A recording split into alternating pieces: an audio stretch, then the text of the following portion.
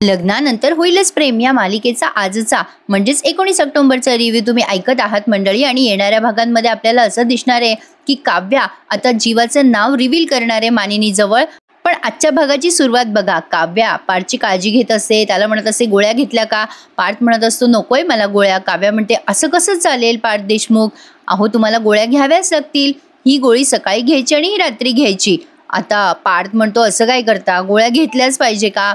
काव्या म्हणते त्याशिवाय तुम्हाला बरं नाही वाटणार देशमुख। पार्थ म्हणतो माझ्याकडे दुसरा पर्याय आहे ना। काव्या म्हणते काय पर्याय आहे तुमच्याकडे दुसरा? पार्थ म्हणतो तुम्ही समोर बसा ना माझ्या, मला बरं वाटेल। काव्या म्हणते काय सुचतं तुम्हाला पण ती त्याला शेवटी गोळ्या देतेच आणि तो गोळ्या घेतो आणि तिच्याकडे बघायला लागतो। काव्या म्हणते तुम्हाला पहिल्यासारखं हसताना बघते त्यामुळे छान वाटतंय, नाहीतर त्या दिवशीचं भयंकर चित्र डोळ्यासमोर होतं, मी आगीत अडकली आहे, तुम्ही मला वाचवताय। मग पार्थ तिला प्रश्न विचारतो की तुम्ही बेशुद्ध पडला होतात, मी बघितलं लांबून का, पण तुम्ही त्या दिवशी बेसिकली घर सोडून का गेलात, मोबाईल पण घरी ठेवून गेला होतात। आता त्या दिवसाचं सगळं चित्र आपल्याला पुन्हा पुन्हा आठवून दिलंय। आता काव्या पार्थला त्या गोष्टीचं उत्तर देण्यास टाळते आणि म्हणते तुम्ही पण ना देशमुख सोडून द्या बरं। आता पार्थ म्हणतो नाही नाही सांगा ना मला काय झालं होतं त्या दिवशी। काव्या म्हणते जाऊ द्या राहू द्या बरं देशमुख, काय जे काही झालं ते मला नाही आठवायचं बरं, झालं ना झालं द्या सोडून। पार्थ म्हणतो असं कसं काव्या, अहो तुम्ही त्या दिवशी माझ्या क्लायंटसाठी छान भजी बनवलीत आणि तुमच्यासाठी मी सरप्राईज म्हणून गिफ्टही आणलं होतं त्या दिवशी। पण काव्या म्हणते पार्थ देशमुख तुम्ही हे सगळं का करतायत बरं? पार्थ म्हणतो प्रेम आहे ना माझं। काव्या म्हणते आता लगेच पार्थ म्हणतो नाही म्हणजे मैत्रीचं प्रेम आहे असं म्हणायचं होतं मला। काव्या म्हणते अच्छा मैत्री काय, पण मी कुठे तुम्हाला मित्र मानलाय? पार्थ म्हणतो तेच ना, त्याचीच तर मी वाट बघतोय ना। त्या दिवशी 11:11 मी तुम्हाला म्हटलं होतं ना की तुम्ही माझ्याशी मैत्री करणार आणि मी तुम्हाला मैत्रीण मानलं होतं। नाही माझे 12 वाजलेत पण तुमच्या मैत्रीच्या घड्याळात अजून 11:11 नाही होतेत।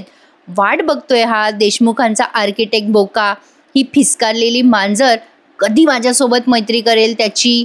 आता काव्या त्याच्याकडे बराच वेळ बघते, हा वाट बघत असतो आणि काव्याने पार्थने दिलेला जो फ्रेंडशिप बँड आहे ना तो आता त्याला बांधलाय। आता सहज ती त्याला म्हणते अजून काय सिद्ध करायचं राहिलंय तुमच्या मैत्रीसाठी? पार्थ म्हणतो म्हणजे? पार्थसाठी काव्याने छान सरप्राईज दिले। आता ती म्हणते ही फिसकारणारी मांजर आता या आर्किटेक्ट बोक्याशी मैत्री करणार आहे, तेही आत्ताच्या आत्ता। पार्थ खुश होऊन म्हणतो काय सांगताय, खरंच सांगताय, खरं बोलताय? काव्या म्हणते हो अगदी खरं बोलतीये। असं म्हणून तिने आता तिचं एक कुठलं तरी जाड पुस्तक घेतलंय आणि त्यातनं फ्रेंडशिप बँड काढली आहे आणि ती त्याला म्हणते पार्थला वाजले बरं का पार्थ देशमुख, आपल्या फ्रेंडशिप बँडसाठी 11:11 झालेत, तुम्ही खूप केलंय पार्थ माझ्यासाठी, मी तुमच्याशी मैत्री नाही करू शकत का? शक्यच नाहीये, आता हात द्या मला। का आता या पार्थने दोन्ही हात समोर केलेत बरं का। काव्या आता त्याचा एकच हात घेते आणि तो बँड जेव्हा ती त्याला बांधत असते ना तेव्हा तिच्या हाताला ते भाजलेलं असतं ना, त्यामुळे तिला बांधता येत नसतो तो बँड, त्यामुळे पार्थने त्याच्या एका हाताने आणि काव्याने तिच्या एका हाताने तो फ्रेंडशिप बँड असा बांधलाय पार्थला। आणि पार्थ आता तिच्याकडे प्रेमाने बघत असतो आणि इथे गाणं त्यांनी मागे प्ले केलंय, अलगद वाऱ्यावरती फिरते तुझी बट्ट सांगना साथ दे तू मला, हे गाणं त्यांनी इथे प्ले केलंय जे खूपच भारी वाटलंय या सिच्युएशनवर ऐकायला। आता काव्याने पार्थला फ्रेंडशिप बँड बांधली आणि आता दोघं एकमेकांना शेक हँड करायला लागतात तेव्हा काव्याच्या हाताला धक्का लागतो। मग पटकन तो पार्थ तिचा हात असा हातात घेतो आणि त्या हातावर असं फुंकर मारायला लागतो। पण बाय द वे त्यांनी याच वेळेला इतकं मोठं वारं इथे दाखवलं ना की आजूबाजूचे पडदे गदागदा हलतायत आणि त्यातनं पार्थची ही फुंकर काव्याला आणखीन गारगार वाटायला लागली आहे। आता काव्या पार्थकडे बघते, पार्थ तिच्याकडे बघतो आणि दोघं एकमेकांकडे बघून असे छान स्माईल करताना आपल्याला दिसतात। आणि पुढच्या सीनमध्ये आता जीवा त्या भास्करच्या नाकावर बुक्का मारताना दाखवलाय बरं का प्रेक्षकांनो। आता जीवाला असला राग येतो ना, आता तो जीवा त्या भास्करला म्हणत असतो की असं कसं शक्य आहे? तो भास्कर म्हणतो ना तुझ्या भावाला सांग माझ्या शनायाशी लग्न करायला। अरे ही शनाया विनाकारण आणली बरं प्रेक्षकांनो मध्ये, हिचं काही काम नव्हतं बरं का। जीवा म्हणत असतो पार्थ दादाचं ऑलरेडी लग्न झालंय, तो असा कसा तयार होईल लग्नाला? मग त्यावर हा जो भास्कर आहे ना तो अतिशय अश्लील भाषेत बोलतो। जीवा म्हणत असतो मी तुमच्या हात जोडतो, पाया पडतो, पण माझ्या नंदिनीचा आनंद निवास तिला परत द्या, मी हवं तर फुकट काम करेल आयुष्यभर तुमच्याकडे। प्लीज प्लीज सर, मी हात जोडतो. आता तो भास्कर हसायला लागतो आणि म्हणतो, बरं बाबा, नाही पण मी तुला आनंद निवास दिला तर तू काय देणार आहेस रे मला? अरे तू काही करू शकत नाही. स्वतःच्या हिमतीवर तू आनंद निवास विकत घेऊ शकतो का? तू काही करू शकत नाही रे. हां, माझ्याकडे एक कल्पना आहे, एक काम कर तू. जीवा म्हणतो, काय सर सांगा ना. आता तो भास्कर म्हणतो, नंदिनीला तुझ्या बायकोला आपल्या इन्व्हेस्टरकडे पाठव एका रात्रीसाठी. मग तिने जर त्या इन्व्हेस्टरला खुश केल्यानंतर आनंद निवास, आता त्याचं वाक्य जीवा पूर्णच होऊ देत नाही आणि त्याला भास्कर म्हणतो आणि जे आपटतो आणि धुतो ना की विचारू नका. अशा लोकांशी असंच वागायला हवं. काय मेंटॅलिटीचे आहेत बघा ना. आता जीवाने त्याला असा तुडवलाय ना प्रेक्षकांनो. आता 4-5 लोक त्याला आवरायला येतात पण तरी तो आवरला जात नाही. आता जीवा त्या लोकांना असा झटकतो. आता हा भास्कर मोठ्याने ओरडतो कारण जीवा आता त्याच्या डोक्यात काहीतरी मारणार असतो. आता जीवा त्याला म्हणतो, आता फक्त 5.5 मिनिटं.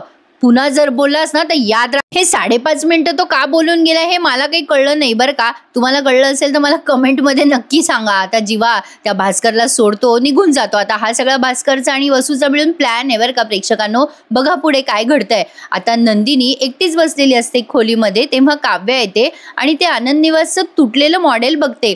काव्या आधी विचारते, ताई आत येऊ का? नंदिनी म्हणते, अगं विचारतेस काय काव्या, ये ना. आता काव्या विचारते, हे कोणी तोडलं ग ताई? नंदिनी म्हणते, मीच तोडलं ग. काव्या रागाच्या भरात. काव्या तिच्याकडे आश्चर्याने बघते आणि म्हणते, काय? अगं ताई तू तोडलंस का ग? अगं तुला मी हे असं कधी करताना पाहिलं नाही, तोडफोड वगैरे. नंदिनी म्हणते, मी तरी काय करू काव्या? अगं मी पण माणूसच आहे ना, मला पण राग येतोच ना. काव्या म्हणते, अगं ताई पण हे असं तू आनंद निवासचं मॉडेल तोडलं? जी गोष्ट तुझ्या इतकी जवळची आहे ती गोष्ट तू कशी काय तोडू शकतेस ताई? अगं काय झालंय हे सगळं, नक्की सांग बरं मला, नेमकं काय झालंय?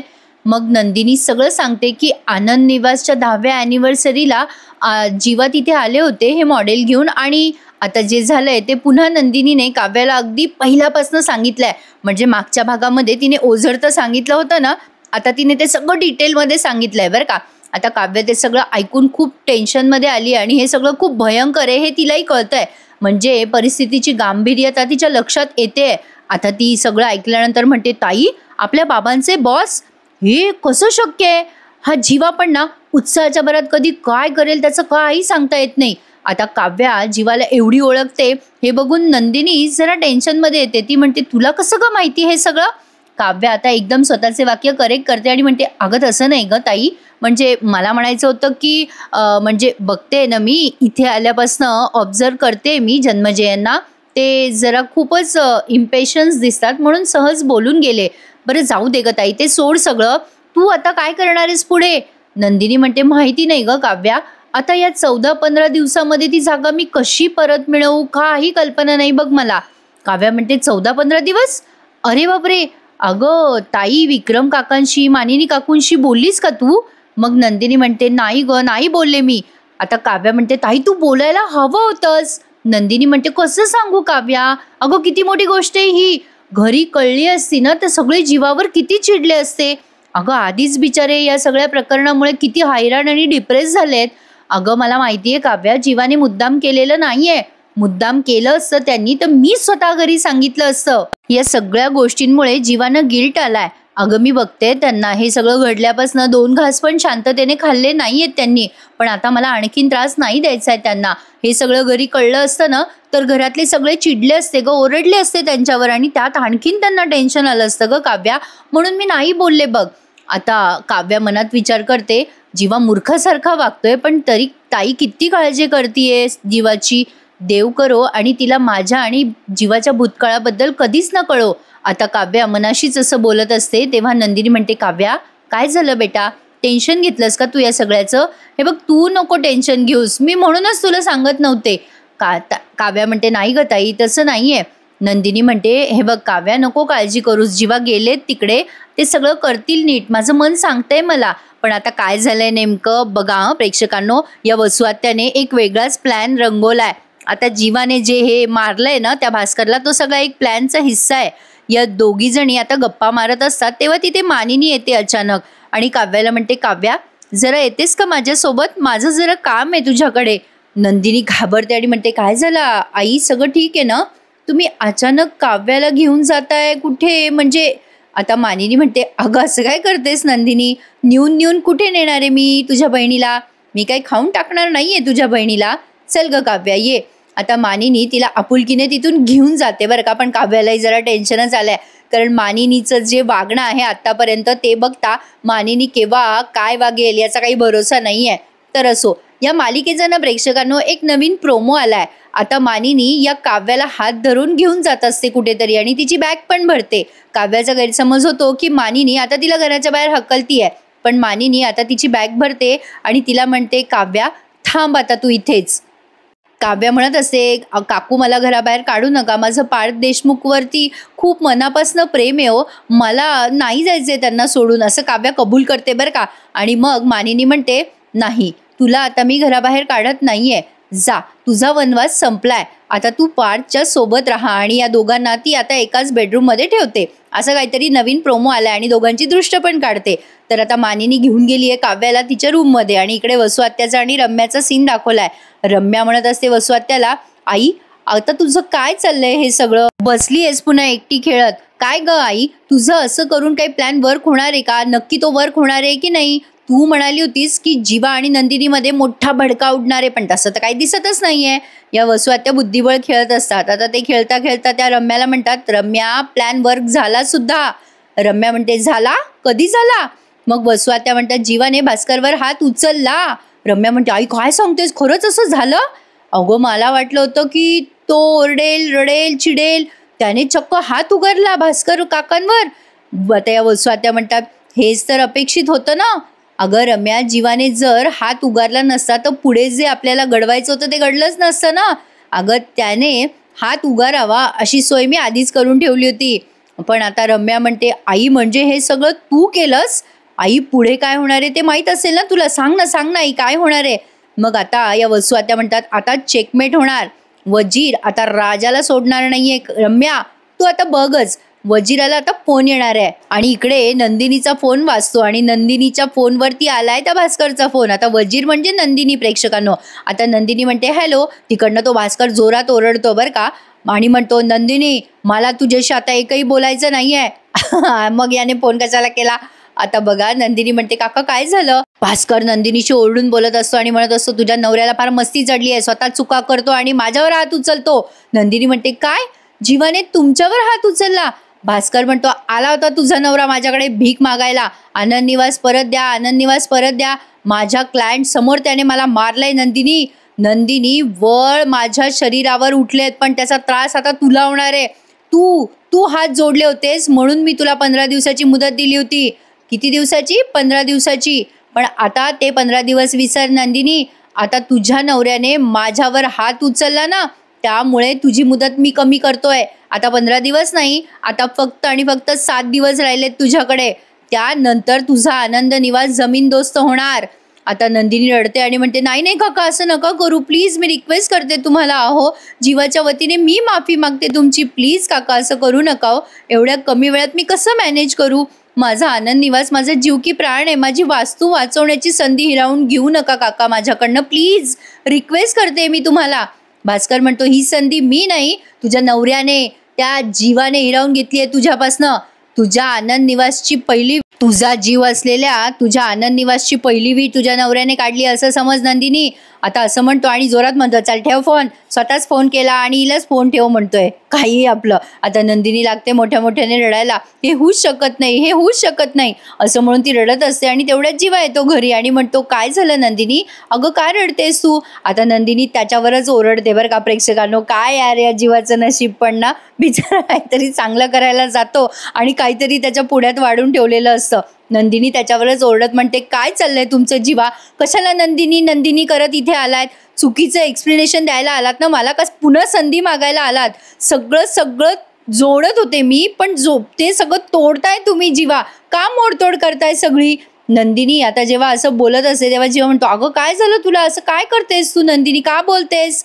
नंदिनी म्हणते, काय चाललंय तुमचं जीवा, आता राहिलं जे राहिलं होतं उरलं होतं ते माझं म्हणण्याजोगतं जे उरलं होतं ते सगळं उद्ध्वस्त करून आलात तुम्ही, आणि पुन्हा म्हणताय मी काय म्हणते, तुम्हाला संधी दिली मी जीवा आणि तुम्ही शून्यावर घेऊन आलात, पुन्हा सगळं शून्यावर घेऊन आलात.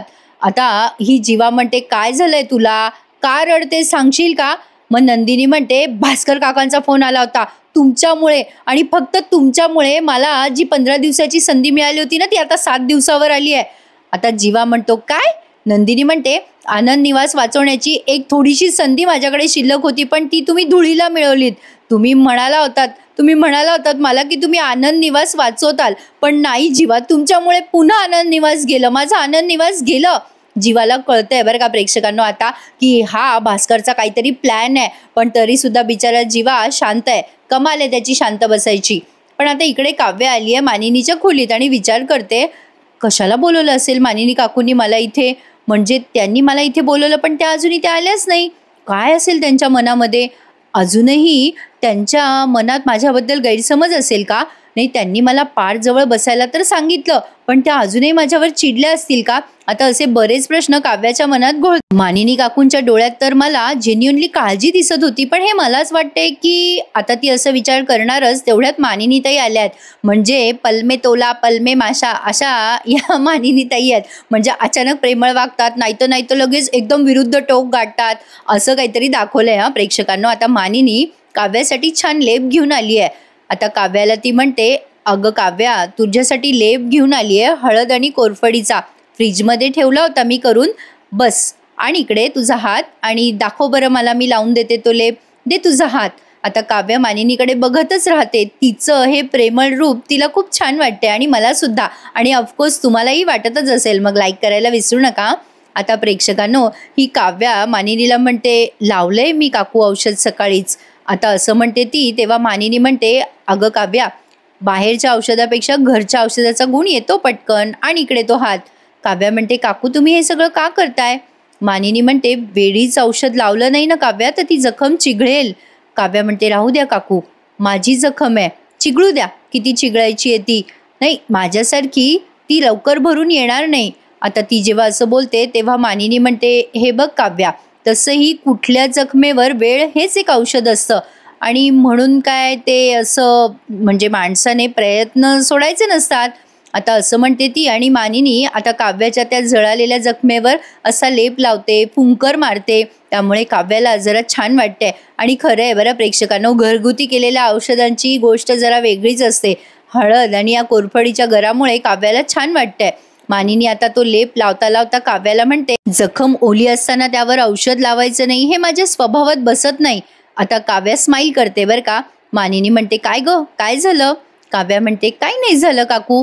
आता ती पुन्हा स्माईल करते. मग मानिनी म्हणते काव्याला, जिने जखम दिली तीच आता तुला मलम लावतीये, म्हणून तुला जरा हसू आलं असेल ना काव्या.